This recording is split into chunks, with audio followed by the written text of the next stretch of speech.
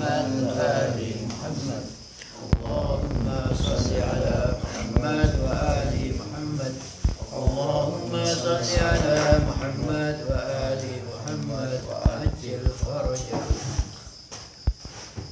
Bismillahirrahmanirrahim. Alhamdulillahirabbil alamin. Wassalatu wassalamu ala sayyidil anbiya'i wal mursalin habibina wa habibi ilahil alamin Abil Qasim Mustafa Muhammad. Allahumma salli ala Muhammad wa ali Muhammad. Allahumma salli ala Muhammad wa ali Muhammad. Allahumma salli ala Muhammad wa ali Muhammad Wa ala alihi wa ashabihi al-mayamin. Rabbi shrah li sadri wa yassir li amri wahlul 'uqdatam min lisani yafqahu qawli. Allahumma thabbit janani wa adil al-haqqa ala lisani bi Muhammadin wa alihi. Ikhwani rahimakumullah. Pada pertemuan sebelumnya kita membahas tentang tadakkur. Apa yang dimaksud dengan tadakkur?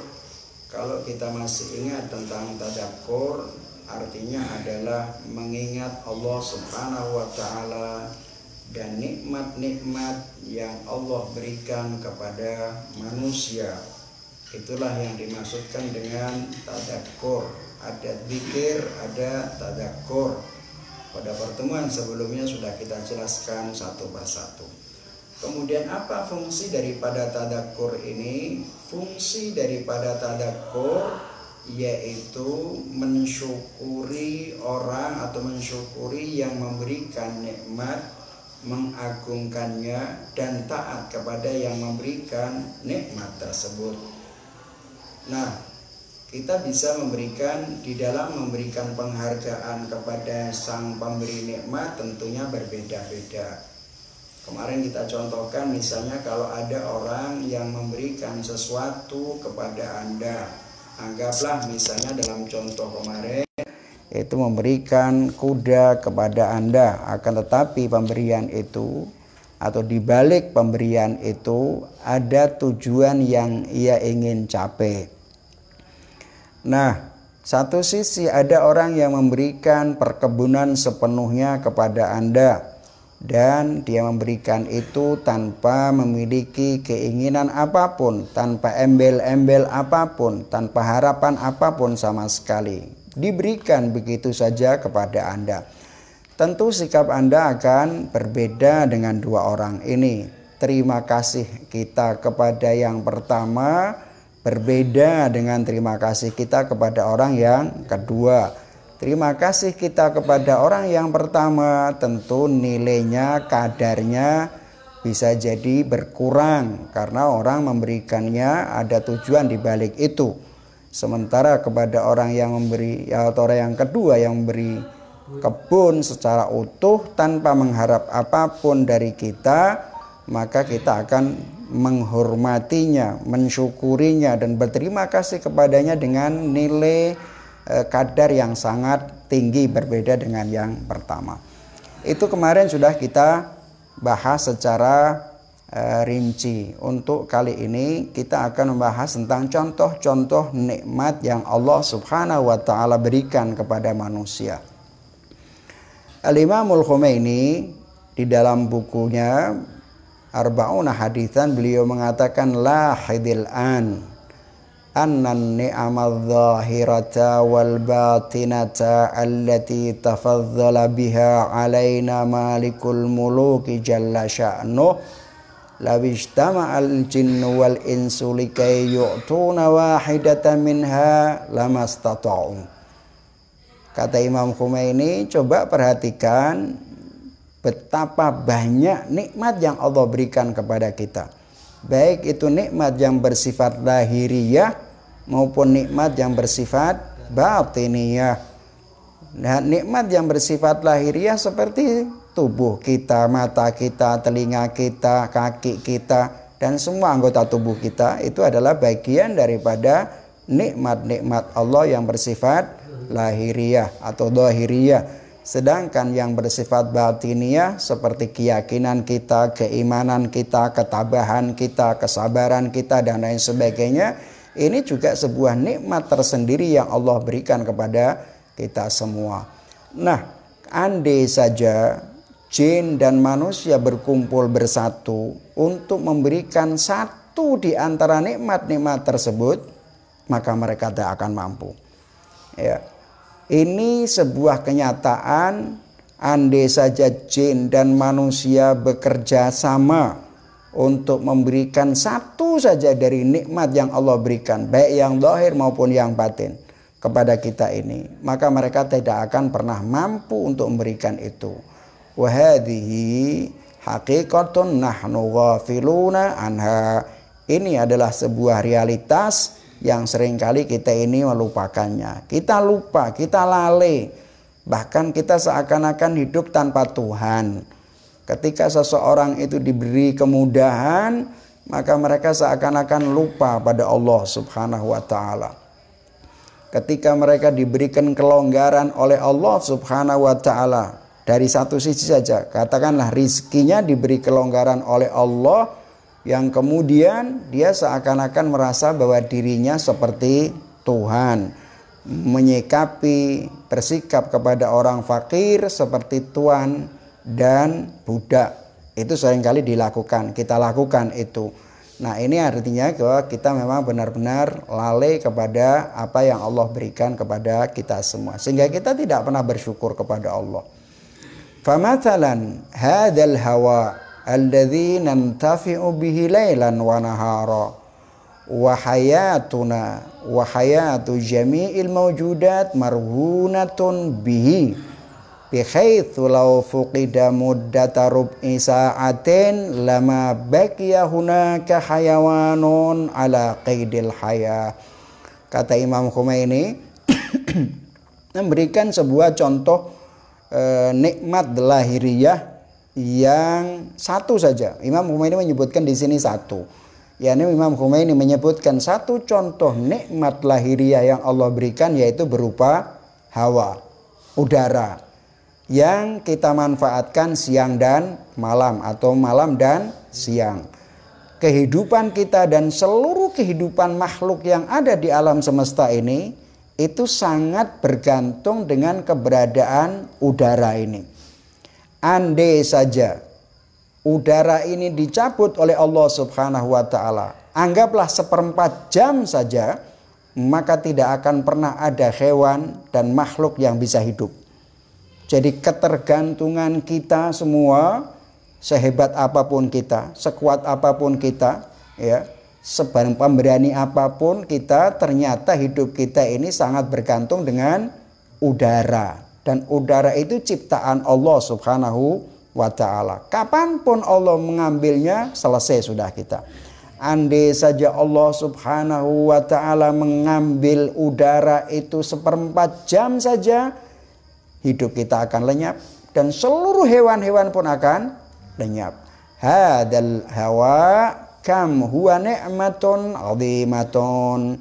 Kalau kita telusuri, kita renungi, kita ingat-ingat, maka kita tahu betapa besar nilai daripada udara ini. Sebuah nikmat yang amat agung. Itu hanya cuman satu. Ya'juzul insan wal jinnu jami'an an mankhina mathilan laha law aradu an yamnahuna dhalik. Jin dan manusia seluruhnya, apabila mereka ingin memberikan kepada kita udara saja, maka mereka tidak akan pernah mampu. Ini cuma satu, yaitu tentang udara saja. Ada enggak udara buatan? Bisa jadi ketika orang misalnya menuju ke planet tertentu, maka dibuatkanlah oksigen, di mana dia bisa hidup di planet tertentu dalam waktu tertentu. Akan tetapi sekali lagi, itu hanya terbatas pada waktu tertentu. Ketika habis, selesai sudah. Wa ala hadza faqis wa tadakkar qalilan kafatan ni'amil ilahiyati mithl salamatil badan wal quwa adh-dhahiriyah. Oleh karena itu kata Imam Khomeini, dari ini saja coba Anda Waqis, faqis artinya analogikan, bandingkan dengan yang lain-lain. Coba kita ingat dengan kita renungkan semua nikmat-nikmat Allah Subhanahu wa taala. Kalau satu nikmat saja berupa udara, jin dan manusia tidak mampu menciptakan dan tidak mampu memberikan kepada kita, bagaimana dengan nikmat-nikmat yang lainnya? Ini namanya tadakkur, mengingat Allah dan nikmat-nikmat yang Allah berikan kepada kita. Contoh diantaranya salamatul badan, keselamatan tubuh, keutuhan tubuh kita ini. Wal quwa al-dhahiriyah, kekuatan lahiriah yang ada pada kita. Seperti apa? Seperti mata, telinga. Wat tadawwuq wal lams. Ad-dzauq, tadawwuq itu artinya merasakan ya. Wal lams, sentuhan-sentuhan. Itu adalah kekuatan-kekuatan yang bersifat lahiriah. Itu kita rasakan. Andai saja kita kehilangan rasa di mulut ini, maka semua jenis makanan adalah sama. Andai saja kita kehilangan rasa sentuhan saja, maka semua panas dan dingin tidak pernah bisa kita rasakan. Andai saja kita kehilangan telinga, kita menjadi tuli saja, maka kita akan susah yang sangat luar biasa. Andai saja kita kehilangan mata saja, maka itu juga akan menyusahkan diri kita sendiri. Nah, ini Allah Ta'ala memberikan itu dengan sempurna kepada kita. Lalu apa yang harus kita lakukan? Apa dibalik semua nikmat yang diberikan Allah kepada kita? Apa tanggung jawab kita? Tanggung jawab kita adalah asyukru, atau yang disebut dengan ihtiramul mun'im. Ihtiramul mun'im atau syukrul mun'im. Harus ada yang dinamakan dengan mensyukuri orang yang memberikan nikmat. Syukrul mun'im teori ini juga digunakan untuk membahas, kita kenapa membahas agama adalah dikarenakan kita harus mensyukuri yang memberikan nikmat. Kita tidak mungkin bisa mensyukuri seutuhnya kepada yang memberikan nikmat kepada kita kalau kita tidak mengenali siapa dia yang memberi nikmat.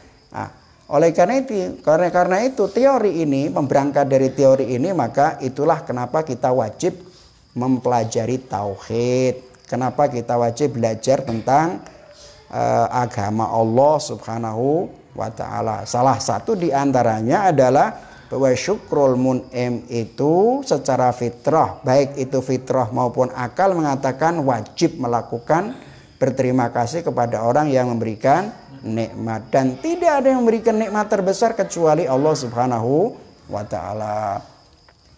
Wal quwa al batiniyah mithlu at-tahayyuli wal wahimati wal aqli wa ghairi dzalika haitsu yakunu likulli wahidatin min hadhihi ni'am manafi' khassah la haddalaha.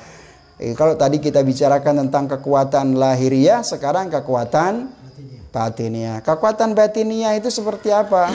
Kemampuan berkhayal, mencari solusi, berpikir, merenung dan lain sebagainya, di mana masing-masing satu dari nikmat batiniah itu memiliki manfaat yang bersifat khusus yang tanpa ada tandingannya, tanpa ada batasnya sama sekali. Misalnya tahayyul al-batiniyah, Anda bisa menghayal apa saja tanpa batas. Al-wahimah tergantung. Kalau al-wahimah bisa jadi bermanfaat atau tidak bermanfaat tergantung siapa yang mengendalikan, kan. Ketika kita bicara tentang jihadun nafas, akal misalnya, kita bisa merenung tentang segala sesuatu. Al-aqlu, pernah kita bicarakan tentang ucapan Imam Ali bin Abi Thalib berkaitan dengan al-akal ini, kan. Taz'umu annaka jirmun khatirun wa fika intawal alamul akbar. Orang menduga bahwa akal itu adalah sesuatu yang jirmun, benda yang kecil. Tapi ketahui, kata Imam Ali bin Abi Thalib, wa fika intawal alamul akbar, di dalam akalmu itulah alam semesta yang terbesar. Dan kita tidak akan mengulang itu alam besar dan lain sebagainya karena kita pernah membahasnya secara rinci. Itu ada di dalam kita, mampu kita renungkan, yang sangat luar biasa. Nah, ini satu sama lain memiliki manfaat yang berbeda-beda tanpa batas. Kemudian wa jami'u hadhihin ni'ami wahabana malikul muluki iyyaha duna an natluba minhu aw yamunna alaina duna an natluba minhu aw yamunnu alaina. Semua nikmat ini yang Allah berikan kepada kita, pernah enggak kita ini meminta darinya? Enggak pernah. Allah ngasih telinga, Allah ngasih akal, Allah ngasih semuanya. Kita enggak pernah meminta, tiba-tiba Allah Subhanahu wa taala memberi. Kalau Anda datang kepada orang kaya dan Anda kemudian meminta bantuan kepadanya dan orang itu kemudian membantu Anda, wajar karena Anda meminta. Ini Allah, kita tidak pernah meminta. Ya Allah, adakan aku, ciptakan aku. Kita tidak pernah minta. Bentuklah aku seperti ini. Nah, kita tidak pernah minta. Kita tidak pernah minta kita ini ada, tiba-tiba Allah menciptakan ada. Tentu antara ada dan tidak ada, bandingannya adalah ada jauh lebih mulia. Al-wujud mulia daripada Adam. Kita ada, dari tidak ada menjadi ada. Sudah diadakan oleh Allah Ta'ala, dilengkapi dengan semua nikmat tanpa kita minta. Kita tidak pernah minta tangan, kita tidak pernah minta mata, kita tidak pernah minta macam-macam. Tapi Allah melengkapi itu, pemberian tanpa diminta. Aw yamunnu alaina. Walam yaktafi bihadhihin ni'ami bal arsalal anbiya'a war rusula wal kutuba wa awdaha lana tariqas sa'adati wasyaqa'i wal jannati wan nar. Lebih dari itu, kita tidak pernah minta supaya kita diadakan Allah Ta'ala, supaya kita diciptakan oleh Allah. Tidak pernah minta itu. Kita juga tidak pernah minta supaya ini kita dibentuk dengan sebaik-baik ini. Nggak pernah minta. Sudah kayak begitu. Tidak cukup dengan itu. Lebih lagi Allah Ta'ala mengirim kepada kita para nabi. Para utusan.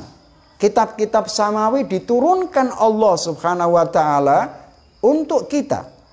Tujuannya apa? Allah ingin menjelaskan tentang jalan yang menuju kebahagiaan dan jalan yang menuju kepada kesengsaraan. Jalan menuju surga dan jalan kepada menuju neraka. Kita tidak pernah minta itu. Kita tidak pernah minta. Anda bisa bayangkan tiba-tiba Nabi Allah Ta'ala mengutus para nabi. Dan nabi kita adalah sekarang Nabi Muhammad SAW. Utusan mulai dari Adam alaihissalam sampai sekarang. Kemudian Al-Kutub, Al-Quran, kitab kita yang kita pegangi, dijelaskan sedemikian rupa jalan menuju kebahagiaan dan jalan menuju kesengsaraan, jalan menuju surga dan jalan menuju neraka. Itu semua tidak pernah kita minta, tapi Allah memberikan kepada kita. Ini membuktikan apa? Membuktikan betapa cintanya Allah Subhanahu wa Ta'ala kepada manusia. Dan sungguh buruk manusia yang tidak bersyukur kepada Allah Subhanahu wa Ta'ala. Apalagi membanggakan diri di hadapan Allah sebagai orang yang merasa hebat di atas kekuasaannya Allah Subhanahu wa Ta'ala. Ini contoh-contoh daripada nikmat yang Allah berikan kepada kita semua. Baik yang nikmat yang bersifat lahiriah maupun nikmat yang bersifat batiniyah.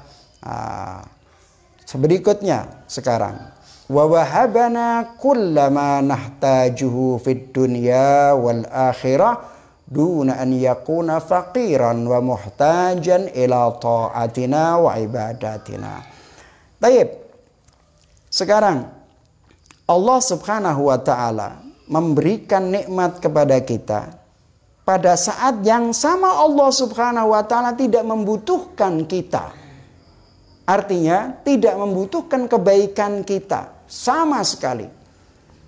Allah tidak membutuhkan kebaikan kita sama sekali. Makanya kata Imam Khomeini, wa wahabana kullama nahtajuhu fid dunya wal akhirah. Urusan dunia dan urusan akhirat diberikan kepada kita semua.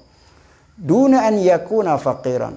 Allah subhanahu wa ta'ala tidak membutuhkan itu semua. Wa muhtajan ila ta'atina wa ibadatina. Allah tidak membutuhkan pada taat kita dan kepada ibadah kita. Artinya ibadahmu dan taatmu tidak mempengaruhi kebesaran Allah subhanahu wa ta'ala. Taatmu kepada Allah subhanahu wa ta'ala tidak menambah keagungannya Allah. Dan kemaksiatanmu kepada Allah, pelanggaranmu terhadap Allah subhanahu wa ta'ala tidak mengurangi kebesaran dan keagungannya Allah subhanahu wa ta'ala. Fahuwa subhanahu la tanfa'uhu ta'atu wa la tadurruhul ma'siyatu. Man taatmu kepada Allah tidak mempengaruhinya, tidak bermanfaat bagi Allah ta'ala, dan maksiatmu juga tidak membahayakan Allah subhanahu wa ta'ala. Nah, disebutkan wa ta'atuna wa ma'siyatuna bin nisbati lahu ala haddin sawa. Taat kita dan maksiat kita di hadapan Allah itu sama nilainya. Artinya apa? Kamu taat, tidak taat sama saja. Tapi apakah kemudian memiliki nilai yang sama dalam pengertian di sisi Allah Ta'ala? Tidak. Allah Ta'ala misalnya Allah memerintahkan kamu taat. Ketika engkau taat karena Allah subhanahu wa ta'ala memerintahkan kamu taat dan Allah ridho dengan ketaatanmu. Ketika Allah subhanahu wa ta'ala melarangmu maksiat, Allah melarangmu dan Allah tidak ridho dengan maksiatmu. Tapi bahwa nilai kadarnya itu tidak mempengaruhi apapun. Kue taat tetap tidak akan menambah kebesaran Allah. Kau melanggar juga tidak mengurangi kebesaran Allah subhanahu wa ta'ala. Saya ingin memberikan sebuah penjelasan yang lebih jelas.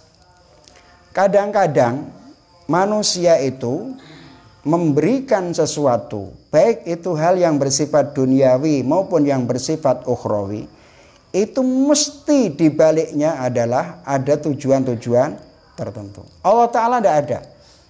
Allah subhanahu wa ta'ala memberikan semua nikmatnya baik dohiriyah maupun batiniyah kepada manusia itu dikarenakan cintanya Allah subhanahu wa ta'ala kepada makhluknya, kepada manusia, tanpa mengharap apapun sama sekali. Jadi keimanan mereka, kekafiran mereka di hadapan Allah sama. Kok kafir itu hakmu, kok mukmin juga itu hakmu. Tidak akan mempengaruhi diri saya sama sekali. Nah, saya ingin menjelaskan bahwa setiap orang itu ketika Allah Ta'ala memberikan itu tanpa mengharap apapun, berbeda dengan manusia. Orang yang membantu orang miskin, kira-kira apa yang mendorong orang itu membantu orang miskin? Karena belas kasihan. Belas kasihanmu inilah yang membuat dirimu sakit. Belas kasihanmu terhadap orang yang tertindas inilah yang membuat jiwamu sakit dan tidak bisa tidur berhari-hari karena memikirkan orang itu. Sahih? Baik atau buruk? Baik. Memperhatikan itu. Karena rasa sakitmu itulah kemudian mendorong kamu untuk membantu orang tersebut. Apa yang terjadi ketika engkau membantu? Kepuasanmu terpenuhi. Berarti apa? Manfaat membantu itu setidaknya ada manfaat untuk dirimu sendiri. Paham ya? Jadi kalau kita membantu orang miskin dikarenakan dorongan rasa kasihan. Dan rasa kasihan yang ada dalam diri kita itulah yang membuat jiwa kita ini tidak bisa bernafas. Sehingga kemudian ketika kita mampu menolongnya, kita lega. Rasa sakit dalam dada itu sudah terpenuhi. Itu artinya apa? Kebaikan yang kau berikan, di balik itu ada manfaat untuk dirimu sendiri. Setidaknya untuk dirimu sendiri. Karena Anda sudah tidak lagi merasa terbebani. Kedua, di samping itu kau mengatakan aku ingin mendapatkan surganya Allah dari kebaikan yang kau dapatkan, yang kau lakukan itu. Berarti Anda memiliki dua tujuan. Tujuan pertama ingin memuaskan dirimu, dan yang kedua adalah ridhonya Allah subhanahu wa ta'ala. Ini setiap kebaikan yang dilakukan oleh manusia. Allah Ta'ala tidak seperti itu. Allah Ta'ala tidak mengharapkan apapun sama sekali. Kalau kau iman, itu adalah keuntungan dirimu. Dan kalau kau kafir, itu adalah kerugian bagi dirimu sendiri. Itu artinya bahwa bukan berarti taat kepada Allah dicintai dan maksiat juga dicintai. Tidak.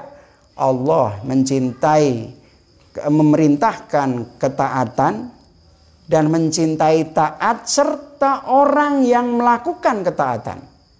Paham itu ya? Allah menyuruh kita taat dan Allah mencintai orang yang taat. Allah melarang kita bermaksiat dan membenci orang yang bermaksiat.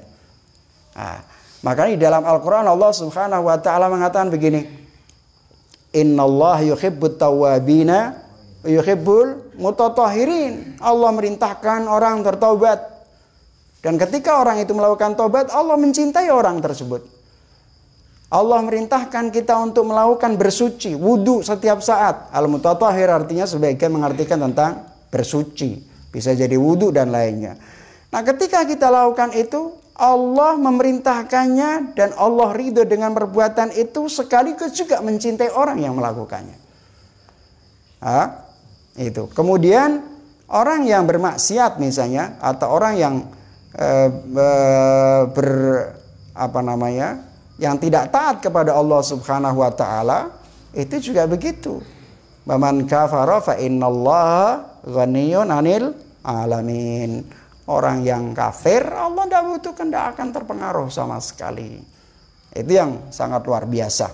Nah, oleh karena itu, bahwa kalau kita ini taat kepada Allah Subhanahu wa taala, dikarenakan kita merenungi, mengingat Allah dan semua nikmat-nikmatnya, sebenarnya sekali lagi ketaatan kita kepada Allah, syukur kita kepada Allah adalah untuk diri kita sendiri. Wa man jahada fa innama yujahidu li nafsih, bukan untuk Allah Subhanahu wa taala. Jadi untuk dirinya sendiri.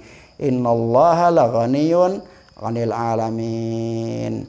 Nah, inilah kecintaan Allah Subhanahu wa ta'ala kepada kita semua. Jadi cinta Allah Ta'ala tentu berbeda dengan cinta kita. Cinta Allah kepada hamba-hambanya berbeda dengan cinta kita kepada orang-orang miskin di sekitar kita. Tadi sudah saya sebutkan tadi. Setidaknya bahwa orang yang berbuat kebaikan kepada orang lain bisa jadi karena dorongan rasa kasihan. Yang rasa kasihan itu membentuk sebuah rasa sakit yang membuatnya dia sesak untuk tidak bisa tidur dan tidak nyenyak ketika dia tidur. Kemudian ketika dia bisa membantu, dia sudah lega, berarti itu keuntungan bagi dirinya. Dan kemudian ketika dia niatkan untuk mendekatkan diri kepada Allah dan Allah Ta'ala memberikan pahala dan dimasukkan ke dalam surga, itu adalah keuntungan yang kedua. Nah, wa wahabana kulla ma nahtajuhu fid dunya wal akhirah duna an yakuna faqiran wa muhtajan ila ta'atina wa ibadatina. Fahuwa subhanahu la tanfa'uhu ta'atu wa la tadurruhul ma'siyatu. Wa ta'atuna wa ma'siyatuna bin nisbati lahu ala haddin sama. Taatmu, maksiatmu sama. Tidak akan mengubah keadaannya Allah Subhanahu wa ta'ala dan kebesarannya. Bal min ajli khairina wa manfaatina nahnu ya'mur wa yanha. Kita diperintah dan dilarang itu adalah semata-mata untuk diri kita sendiri, bukan untuk Allah Subhanahu wa ta'ala. Wa ba'da tadakkuri hadhihi ni'ami wal kathiril kathiri minan ni'amil ukhra allati ya'juzu haqqan aw ya'jizu haqqan jami'ul bashar an ihsa'il kulliyati minha fa kaifa bi'iddiha wahidan atau bi'addiha ada ya'uddu ya bi'addiha wahidan. Kata Imam Khomeini setelah merenungi nikmat ini yang sebanyak, yang begitu banyak, luar biasa, baik duniawi maupun ukhrawi, yang dimana seluruh manusia dan jin tidak akan mampu bisa menghitungnya. Nikmat Allah itu kan Al-Quran mengatakan apa? In ta'uddu ni'matallahi la tuhsuha. Engkau tidak akan bisa menghitung jumlahnya yang sedemikian dahsyat sampai kita tidak bisa menghitungnya itu. Secara global aja kita tidak bisa, apalagi satu per satu. Makanya disebutkan ya'jizu haqqan jami'ul bashar an ihsa'il kulliyati minha fa kaifa bi'addiha wahidan. Kalau secara global saja kita tidak mampu, bagaimana dengan menghitung rinciannya satu per satu. Di tubuh kita ini kalau kita hitung, itu kita tidak bisa menghitung nikmat-nikmat ini. Sama sekali tidak bisa kita menghitungnya. Ba'da dzalika yutrahus su'alut tali. Setelah itu kemudian muncul ada sebuah pertanyaan berikutnya. Ala tahkumu fitratuka biwujubi ta'dhimi mun'imin kahadha wa ma huwa hukmul aqli tijaha khiyanati waliyyi ni'matika hadha. Imam Khomeini kemudian munculkan sebuah pertanyaan. Coba Anda pikirkan pertanyaan itu. Beliau mengatakan, ala tahkumu fitratuk, tidakkah fitrahmu, jiwamu ini menghukumi biwujubi ta'dhimi mun'imin kahadha. Fitrahmu tidakkah akan menghukumi bahwa kita wajib menghormati dan menganggungkan zat yang memberi nikmat semacam ini. Nikmat tidak bisa dihitung. Dalam tubuh kita saja tidak bisa dihitung, apalagi yang lain-lainnya. Wa ma hukmul aqli. Terus menurut hukum akalmu be, orang yang mengkhianati pemilik nikmat yang semacam ini. Orang yang tidak bersyukur kepada Allah atas nikmat-nikmat yang diberikan kepadanya, dia mengkhianati Allah Subhanahu wa ta'ala. Anda bisa bayangkan, Anda ada tanpa pernah kau minta. Yang tadinya tidak ada, la syai', adam, la syai', tidak ada nilainya. Tiba-tiba kau diciptakan oleh Allah menjadi wujud. Adalah sesuatu yang terhormat. Sudah begitu kemudian kau diciptakan dengan bentuk manusia, bisa berpikir, melihat dunia dan lain sebagainya. Bukan hanya itu saja. Bukan ciptaan yang sempurna saja, tapi juga diturunkan Al-Quran, para nabi menjelaskan kalau kau ingin bahagia maka harus ini kau jalani, harus diikuti ini. Kalau kau ingin sengsara ya ini, terus diarahkan sedemikian rupa. Kalau kemudian kita tidak bersyukur, ya, kita tidak bersyukur kepada pemilik nikmat semacam ini, berarti kita telah mengkhianatinya. Mengkhianati Allah Subhanahu wa ta'ala. Siapapun orangnya. Makanya Rasulullah sallallahu alaihi wasallam setiap hari dia beristighfar kepada Allah 70 kali dan dia beribadah kepada Allah sampai kemudian kakinya bengkak. Ditegur oleh seorang sahabat, ya Rasulullah, kenapa kau lakukan ini? Tidakkah Allah Ta'ala sudah mengampuni dosamu ma taqaddama wa ma ta'akhkhar? Dosamu yang dulu maupun yang akan datang sudah diampuni. Artinya kau ini maksum, tidak mungkin melakukan kesalahan itu. Apa jawaban Rasulullah? Afala akunu abdan syakura. Tidakkah aku ingin menjadi hamba yang bersyukur kepada Allah Subhanahu wa ta'ala. Dan tidak ada orang yang bisa mengungkapkan rasa syukur bihaqiqati syukri, ya, syukur kepada Allah dengan hakikat syukri tidak akan pernah ada. Karena ketika engkau bersyukur kepada Allah, itu adalah kekuatan dari Allah, inayah dari Allah, sehingga engkau mengucapkan alhamdulillah. Ketika itu ucapan alhamdulillah karena inayah dari Allah, maka kemudian kamu juga harus bersyukur lagi kepada Allah. Dan karena engkau bersyukur lagi terus sehingga tidak ada batasnya. Orang tidak akan pernah mampu mensyukuri Allah, bersyukur kepada Allah dengan sesungguh-sungguh syukur. Hi hakikatis syukri. Tidak akan. Oleh karena itu kata Imam Ali Zainal Abidin atau Imam Ali bin Abi Thalib mengatakan al-ajzu anis syukri syukra. Kata Rasulullah juga demikian. Bahwa ketidak merasa, bukan karena sekedar merasa perasaan Anda, tapi benar-benar ketidakmampuan kita bersyukur kepada Allah, itu pengakuan ketidakmampuan kita bersyukur kepada Allah, adalah bentuk syukur tersendiri. Paham itu ya?